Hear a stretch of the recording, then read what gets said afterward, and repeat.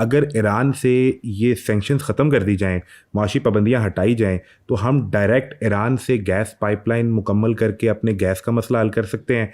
हमारा तेल जो अगर ईरान से आए तो जो इस वक्त 380 रुपये फ़ी लीटर है और डीजल 520 रुपये है, ये तो 150-200 रुपये के रेंज पे आ सकता है। आज़म, इसमें दो चीज़ें हैं। पहली बात तो ये है कि हमें अपना घर ठीक करना होगा, हमें अपनी पॉलिसीज़ इन्वेस्टमेंट फ्रेंडली बनानी होंगी।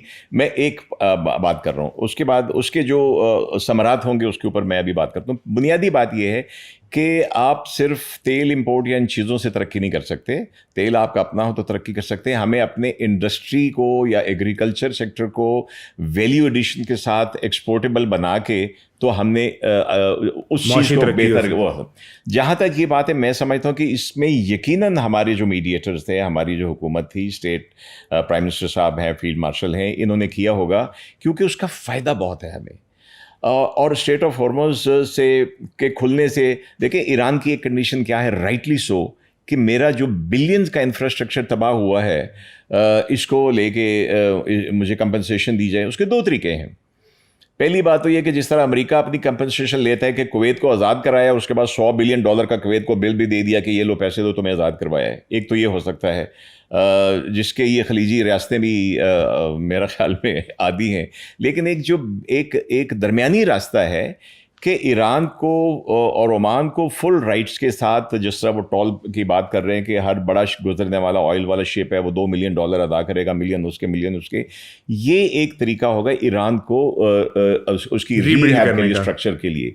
और इसमें पाकिस्तान के लिए अगर ये हमारी पाइपलाइन जो चीज़ें डायरेक्ट बन जाती है, हमारे लिए बहुत फ़ायदा होगा।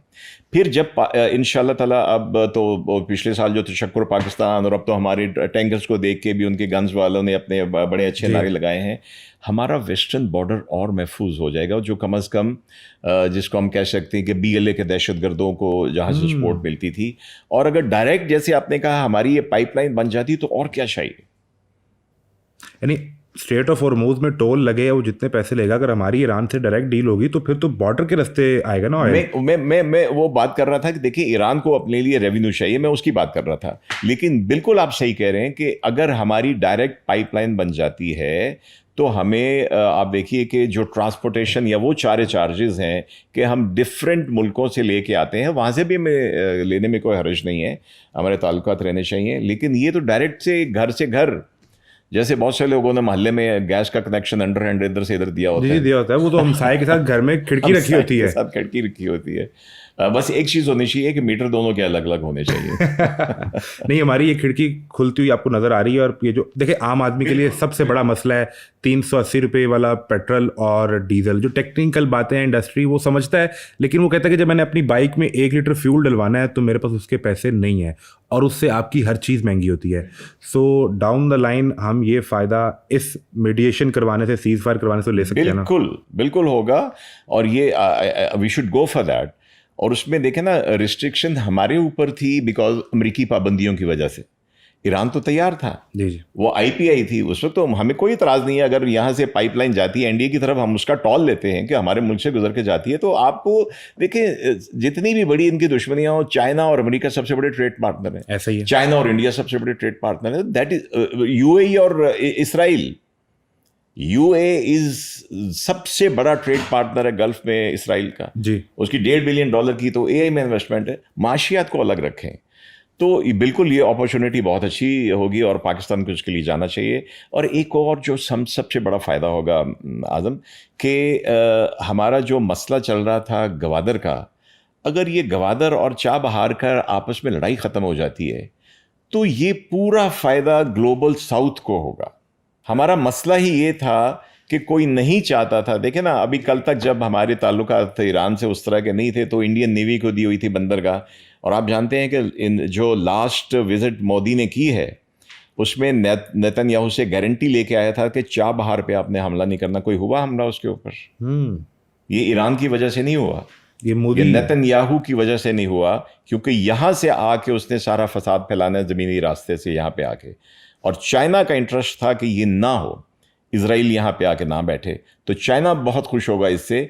और अगर दो बंदरगाह साथ साथ चलती हैं तो परफेक्टली फाइन।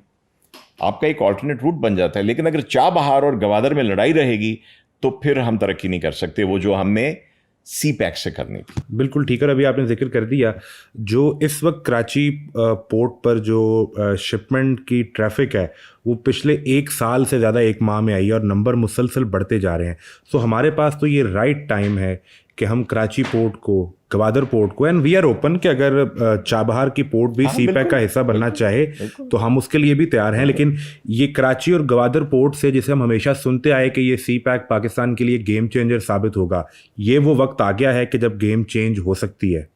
बिल्कुल। अब मैं एक छोटी सी, जो मेरा पिछले साल जब से पाकिस्तान इंडिया का हुआ, मैं अब भी समझता हूं कि अमेरिका और इसराइल जैसे भी आए उसको छोड़े, मैं सिर्फ अमेरिका और चाइना की बात करूं। देखिए, आज से 25-30 साल पहले जो अमेरिका की रिटर्न पॉलिसी है, जो मैडलिन ऑलब्राइट ने कही थी कि अमेरिका के लिए सबसे बड़ा खतरा चाइना की तरक्की है, और चाइना की इकोनॉमिक ग्रोथ में इंटरनल तो उनका जो है, उनका जो ये सी पैक सबसे बड़ी आर्टरी है जिसके लिए ऊपर काम करना था, यही रुकी हुई थी। तो मेरे नज़दीक पहले कोशिश इन्होंने की, this my personal opinion, America ने भारत के थ्रू पाकिस्तान को करने की। खुदा ना खास्ता हमें उसमें कुछ अच्छे नताइज ना आते तो हमारा वेस्टर्न बॉर्डर बिल्कुल जो है वो हो जाना था, जिसको ठीक करने के लिए हमने अफगानिस्तान के टीटीपी के साथ ठीक किया जो भी हमने किया।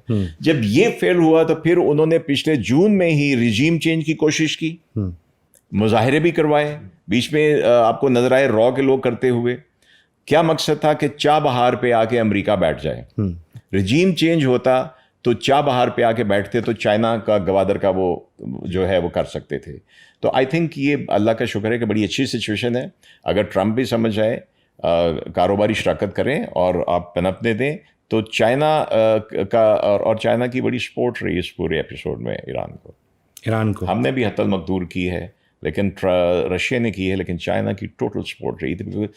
ग्लोबल लेवल के ऊपर सबसे बड़ा इंटरेस्ट चाइना का था, रीजनल लेवल के ऊपर सबसे बड़ा इंटरेस्ट पाकिस्तान का था। बिल्कुल ठीक। और कुछ जगह पे मैंने ये पढ़ा भी और लोग बात भी करें कि जो अभी ये जो पाकिस्तान ने 15 दिन के लिए पिच किया था सीज फायर, इसमें लास्ट कॉल चाइना की थी ईरान को कि आप इससे एग्री करें।